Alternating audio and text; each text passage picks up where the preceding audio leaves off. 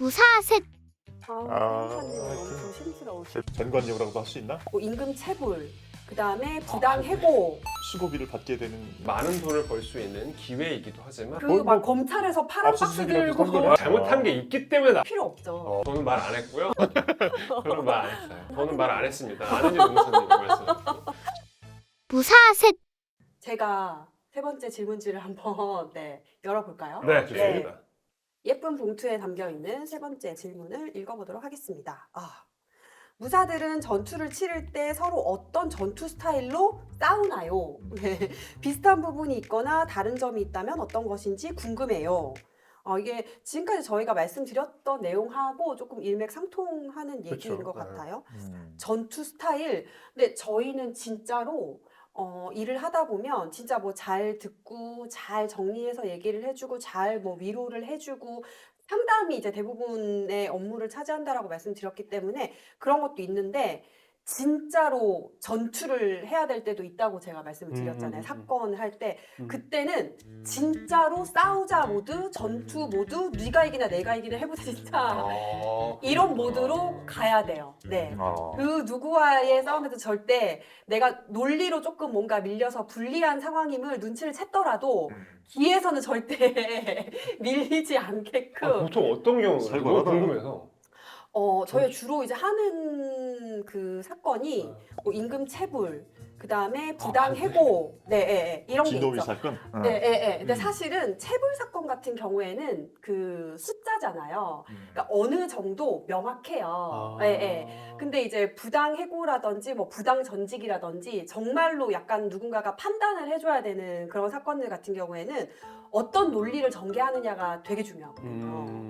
그러니까는 이 사람은 이 사람 말이 맞다, 나는 내 말이 맞다 이렇게 막 진짜 싸워서 제3자가 판단을 하게끔 나의 뭔가 의견에 부합하는 판단을 하게끔 진짜로 싸워야 되는 거기 때문에 진짜 치열하게 해야 되는 그런 경우가 많죠. 그리고 어쨌든 상대방의 이제 대리인도 같은 노무사일 거기 때문에 뭐 선배 후배 또 뭐 이런 평소에 친분이 있던 사람들도 사실은 그런 싸우는 자리에서 많이 만나거든요. 네. 그렇겠지. 그런 거 다 필요 없죠. 정말? 그 싸움 모드에서는 어. 내가 나의 대리인을 위해서 이기는 게 중요하잖아요. 그렇죠. 그러니까 이제 그런 걸 내려놓고 정말로 속된 말로 박 터지게 박 터지게 싸우는 거죠 진짜로. 옳고 그름도 중요하겠지만 초패왕 항우의 뭐 역발상 기계세 같은 그런 것들이 좀 맞아요. 필요하군요. 네네네. 지선제압 같은 그런 것들 맞습니다. 중요하군요. 네. 그것이 또 절실함이 되고 또 호소력이 되고 그런 거니까 네네. 그런 부분이 있겠네요. 네네. 맞습니다. 민감한 경우는 없으셨어요? 그러니까 같이 이제 노무사분들끼리 싸우게 되어졌는데 네. 그 상대편 노무사가 나랑 친한 노무사나 네. 제 동기 뭐 노무사 이러면은 조금 좀 껄끄러울 수 있잖아요, 이제. 그쵸. 껄끄러울 수는 있으나 뭐 당장 이제 그 링 위에 들어가면 링 위에 이정적이야? 올라서면 사실은 안 보이는 거죠. 필요 없죠. 사실은 근데 필요 없는 게 맞잖아요. 그때 막 감정이 상한 부분이 서로 간에 있었을 텐데 그게 말끔하게 나중에 해소가 되나요? 근데 사실은 그 어떤 감정이 이어져서 실제로 이제 저도 그런 경험이 있어요. 선배 이제 노무사님이랑 그렇지, 있지. 이렇게 만나게 됐는데 네. 약간 그분도 그렇고 저도 그렇고 약간 격한 상태가 됐어요. 그러고서 다 끝나고 이제 나왔는데 그분이 밖에서 이렇게 기다리고 계시는 거예요. 저를.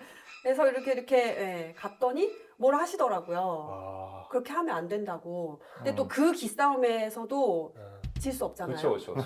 물론 이제 예의를 다해서 그렇게 막 대바라진 사람은 아니기 때문에 예의를 다해서 아니 뭐 공은 공이고 제가 뭐 개인적으로 공격을 한 것도 아니고 뭐 이런 식으로 말씀드렸고 실제로 이런 말씀하시는 맞아요. 것처럼 그런 일이 있구나. 그 연장선상에서 갈등이 발생하는 사례들도 많죠. 그렇습니다. 법무사님은 어떤 스타일? 굉장히 고고하신 스타일이에요. 전혀 그렇지 않고 저희 법무사들은 이제 변호사님들도 다 마찬가지고 또 다른 자격사들도 마찬가지겠지만 이제 법률에 관한 업무들이 주된 분야이기 때문에 거기서 가장 중요한 것은 결국은 법률 문헌이죠. 그리고 판례와 예규.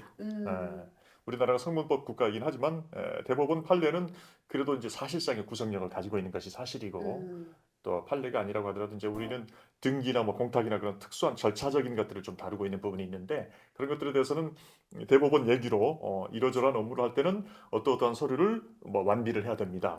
어떠한 방식으로 서류를 작성해야 됩니다. 첨부 서류를 뭘 준비해야 됩니다. 라는 것들이 정해져 있는 것들이 있어요. 근데 우리가 늘 하는 얘기지만 세상에 비슷한 사건은 있어도 똑같은 사건은 없는 거잖아요. 그러다 보면 이럴 때는 애매한 게 있어요. 후견인이 지정이 돼 있는데 이 후견인 지정 뭐 심판서 같은 것들을 첨부를 해야 되나 말아야 되나라든 것들이 애매한 경우가 있어요. 그랬을 때 담당 공무원이 사실은 어떻게 생각해 주느냐에 따라서 결론이 잘 날 수도 있고 나중에는 또 뭔가 좀 더 보완을 해야 되는 경우가 생길 수도 있고 그렇거든요. 그런 것들이 저희들한테는 굉장히 큰 뭐랄까 스트레스가 되는 부분이죠. 엊그제 저도 그런 건들이 하나가 걱정스러운 게 있는데 다행스럽게 잘 됐어요. 그래서 한숨 놓고 그러나 그렇게 행복해졌는지는 별 문제고 그랬던 건들이 있습니다. 이것도 비슷한 부분이구나. 네네. 마찬가지로 이제 세무사님 같은 경우는 뭐라 그럽니까? 지방 조세 심판원 뭐 그런 데에서 나와 있는 결정례 같은 것들이 굉장히 중요하잖아요. 그렇죠. 예. 네. 저희가 전투라는 표현을 어떨 때 많이 쓰냐면 세무조사 방어를 할 때 가장 많이 써요. 이때는 정말 세무조사 방어할 때는 진짜 전투라는 표현이 딱 적절한데요. 저희 노무사님은 뭐 이제 막 전투적으로 막 진짜 말 그대로 막 그렇게 싸우는데 저희는 그렇게 하면 정말 큰일 나요. 왜냐하면 세무조사가 이거 좀 말씀을 드려도 될지 모르겠지만 세무조사가 나오면 보통 국세청이나 세무서에서 세무조사 나오면 일단 뭘 갖고 나와요. 잘못한 게 있기 때문에 나오는 거예요. 아예 뭐 이렇게 무방비로 털어보자 나오지 않아요. 이런 거는 아니고 무방비로 나오지 않고 게 있구나. 무언가 잘못된 점을 파악했기 때문에 세무조사에 나오는 거거든요. 일단 매를 들고 나오는구만. 그렇죠, 그렇죠. 근데 저희는 거기서 막 전투적으로 막 이렇게 막 그게 쉽지 않지. 화나면서 절대 그렇게 못해요. 왜냐하면 저희는 어느 정도는 일단은 뭐 죄송하다, 우리가 잘못했네요, 조사관님 이러면서 협의를 봐가면서 이제 방어를 해야 되는 것이지. 일단 저희는 세무조사를 할 때 일단 지고 가는 게임이 읍소하고 그쵸. 이렇게 완전 의뢰 입장으로 들어가서 협의를 해서 전투를 처리해야 되는 네, 그런 입장이죠. 저는 전투 스타일. 관공서를 상대로 하니까 그런 측면이 없잖아 있겠네요. 그럼요. 관공서가 양 대립하는 당사자들 사이에서 중재하는 기관으로서가 아니라 너 잘못한 거 있지 내놔 이렇게 들고 나오니까 그렇죠. 그건 좀 다르겠네. 저는 또 만약에 그 금액이랑 완전 그 금액이 완전 결과물이 보이잖아요. 딱 보이잖아요. 딱 세무서에서 말하는 금액과 우리가 말하는 그 금액, 그러니까 절세해 주는 금액, 세무조사를 나왔을 때 얼마큼 이 세무조사를 방어했을 때 줄여주냐 세금을, 그게 저희 능력을 평가하는 기준점이 되어지기도 하기 때문에 그럴 때는 전투할 때는 최대한. 그러면 저는 궁금한 게 있어요. 그 세무조사를 나올 때 여기는 어느 정도 세금을 흔히 말하는 때려야겠다 이렇게도까지도 계산을 하고 나와요. 그러니까 털어서 나와요. 어느 정도가 되는지 보자 이게 아니라 어느 정도 책정을 해서 나와요. 그러면 그거를 이제 줄이는 게 되게 그게 납세자들한테 먼저 고지를 해주는 경우가 있고 너 이 정도 우리 세무조사 추징을 할 거야 라고 나오는 경우가 있고, 아니면 나와서 일단은 좀 무서운 경우를 말씀드리자면 세무조사 딱 나오면 일단 뭐라고 하죠? 컴퓨터 본체를 다 맞아. 옛날엔 가져갔는데 요즘은 이거를 다 손으로 연결해서 내용을 다 빼가요. 그 막 검찰에서 파란 박스 들고 그 내용을 빼가요. 빼가서 거기서 이제 무슨 숨겨둔 장부가 있거나 뭐 이런 것들을 다 조사를 해서 이제 어느 정도 이제 금액이 자기네들이 이 정도는 추징하겠다라는 내부적인 금액이 있어요. 그걸 이제 제가 대리인으로 들어가서 이제 그때 알게 되는 거죠. 이 정도 금액이 나올 거다. 우리 이제 추징하겠다라고 이제 말하게 되어지면 이제 그때서부터 엄청나게 낮은 의뢰 입장으로 이제 읍소를 하면서 또 반대되는 어떤 우리가 잘못했네요. 이러면서 이제 그때서부터 전투를 본격적으로 치르게 되어지죠. 저희. 근데 진짜 피말리는 싸움이네요. 그렇게 해서 고객의 세액을 갖다가 어느 정도 낮춰내면 그거에 대해서 굉장히 기여도가 있는 거기 때문에 그 금액에 대비한 수고비를 받게 되는 것도 있겠네요. 그렇죠. 보통 그 성공 보수가 저희가 절세해주는 금액의 한 25% 정도를 저희 수수료로 가져가요. 그래서 세무조사가 세무사들한테는 많은 돈을 벌 수 있는 기회이기도 하지만 세무조사 용역 자체를 안 하시는 세무사님도 꽤 되세요. 아, 스트레스 받아서. 너무 스트레스를 받으니까. 아. 예. 너무 스트레스 받으면 아예 안 하시는 세무사님도 계세요. 아.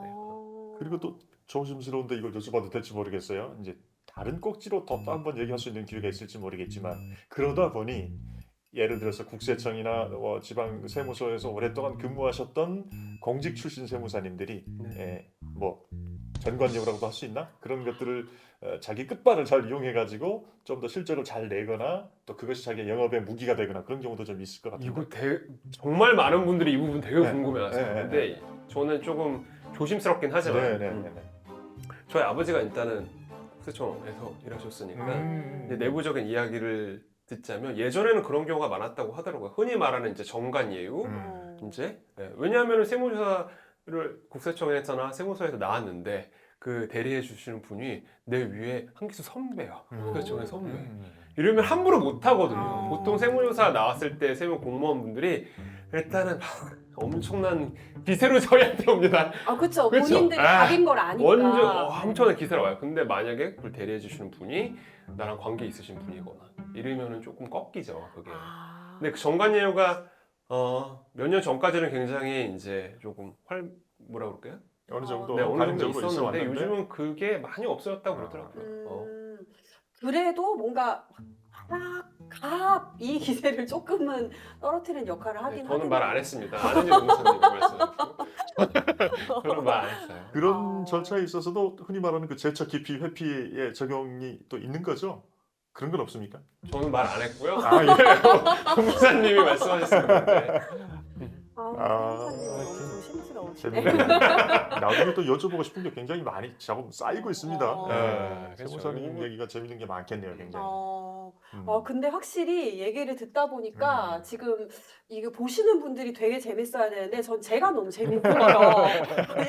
왜냐하면 우리가 이런 얘기를 막 맞아요. 서로의 업에 맞아요. 대해서 이런 얘기를 할 기회가 잘 없잖아요. 그러니까 지금 네, 우리 네. 연습도 안 하고 지금 얘기하다 보니까 서로 빠져들어가서 난생처 네네. 그러네요. 진짜 그렇죠. 시간이 가는 줄 모르고 그러게 말이에요. 얘기했고 이거를 우리 구독자분들이 느껴야 되는데 그러셨으면 좋겠습니다. 네, 저는 네. 믿습니다. 다음에 또 재미난 얘기 보따리가 있다라고 믿어 의심치 않으면서 오늘은 네네네. 이만 마치도록 할까요? 그래야 네. 되겠습니다. 네네. 세무사 노무사 법무사 셋이 합쳐 무사 셋이었습니다. 셋이었습니다. 안녕. 네, 다음에 수고하셨습니다. 만나요. 무사 셋